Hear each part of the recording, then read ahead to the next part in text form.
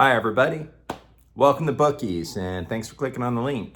You have reached the only YouTube channel that, when monetized, will give 100% of the proceeds to local libraries, both yours and mine, and literacy programs. So if you like that idea, all you got to do to help is subscribe. Today, we're going to talk about Flowers for Algernon by Daniel Keyes. An excellent book that won the Hugo Award for Best Novel and the Nebula for Best Novel. And the main character in this novel is an individual by the name of Charlie Gordon. He's 32 years old and he has an extremely low IQ. If you got to think maybe the intelligence of a 5-year-old or a 6-year-old. And Charlie has the opportunity to undergo a surgery, which, if successful, will take his IQ and raise it up to genius level. Charlie's an appropriate subject for this surgery because he's highly motivated to learn. He keeps showing a demonstrated need and will to get smarter, even though his intelligence is keeping him back and he really can't do it on his own. The surgery itself is very experimental. It's only been performed on mice, and one mouse in particular, Algernon, has shown great leaps in intellectual ability to navigate his way through a maze quickly. But here's the risk. The risk is that if the surgery doesn't work, that the subject, Charlie or Algernon, will start deteriorating in their mental functions and become essentially the IQ that they both were before, or possibly even worse. So Charlie knows that if he undertakes the surgery, he needs to watch the mouse, Algernon, and see if Algernon starts to deteriorate, because that'll tell him something about himself. I want to talk to you in general about the character of Charlie Gordon. So before the surgery, Charlie was very happy. He had a job at a bakery where he was doing the most menial labor of all the employees at the bakery, but he really enjoyed it. He got fulfillment out of it. And he had friends at the bakery. At least he thought he had friends. He didn't understand that, when they were mocking him or they'd play a cruel joke on him, he didn't have the intellectual ability to know that he was being shamed by them.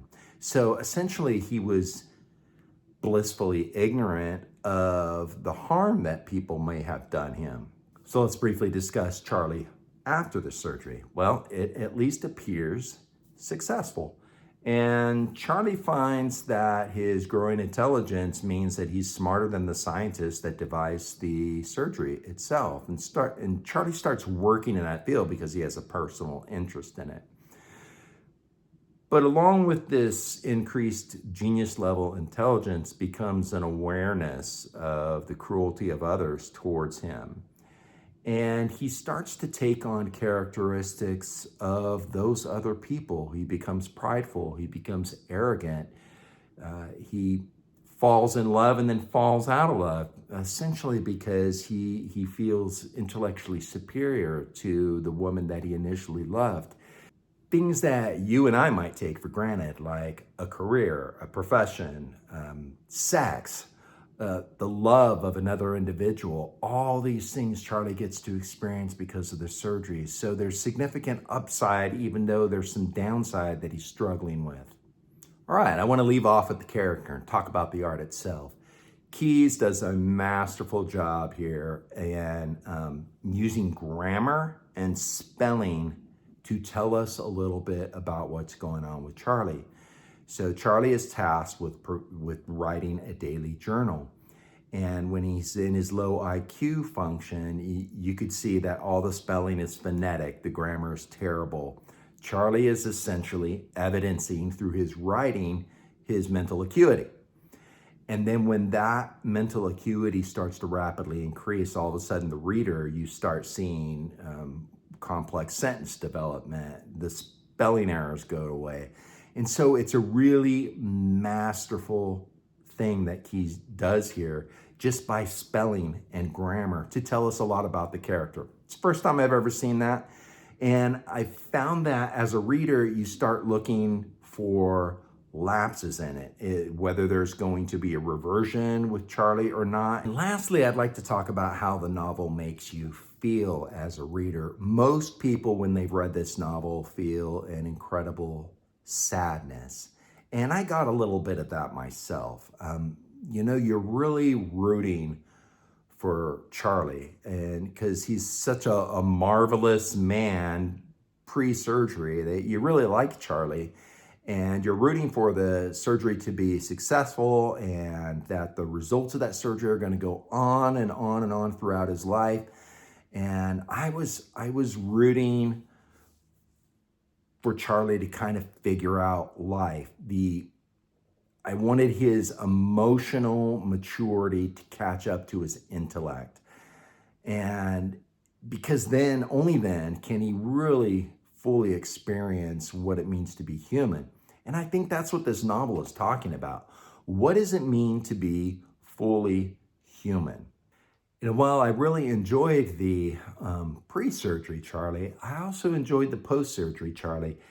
Um, I wanted to see him just intellectually bloom, but I wanted to see him do it with an emotional maturity that's appropriate to his age. I don't want that intelligence to be turned askew and used for bad ends. I want Charlie's intelligence to not be used in a prideful or arrogant manner.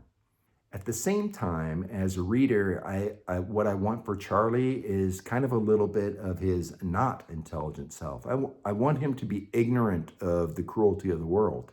I want him to be just mindlessly happy in his routine, meaningless job and finding some kind of fulfillment in that. See, ultimately, I think what Keyes does here is he puts the reader in the place of Charlie, right? So you're looking at the world vicariously through Charlie's eyes. And what do you want for Charlie? And I think what you want is a little bit of both. You want that just wonderful quality of pre-surgery Charlie, where he's just so lively and hopeful and he's good. And you want that to carry forward into the post-surgery Charlie to combine with all the blessings of adult relationship. But I think what Keyes is telling us here is maybe you can't have it all. Maybe you just can't. And that all the good that can come in our lives is always going to be colored a little bit with some bad. Or, if you're particularly unlucky, maybe all the bad that's happened to you in your life can be colored with bright spots and joy and goodness at times. And I think that's what Keyes is telling us through this novel. I think this novel points out our human flaws. Our joys and our hopes are always balanced against our sorrows and, to a certain extent, our cruelties to one another. And I think one of the things we should think about when we read this novel is, why should somebody with a high IQ be treated differently and more favorably than somebody that has a very low IQ? Aren't we all entitled to decency and respect? And for me, it's simply because everybody's created in the image of God. And just by definition, you're entitled to a certain amount of respect and love. And why is the society puts us in these boxes of IQ and the dignity is accorded to the IQ? It's an interesting question. It's something we should think about. And so for its ability to cause us to ponder these kinds of questions and to really think about them, for its ability to put us in a place where we can see the world through Charlie's eyes, and for its ability to make us feel compassion and empathy, I'm giving Flowers for Algernon 4.5 stars out of 5. I think it's a delightful novel. It's a short read. And I truly do think everybody should read it. And don't just burn through it. Read it and actually think about what it means, what the novel means for you, and whether it's going to cause you to think about people a little differently. When you read it, think about those issues. And right about now, you're going to see me as a naval officer. And if you click on that, you'll subscribe to the channel. And I would love that. And so please like and subscribe the video. Have a great day and God bless.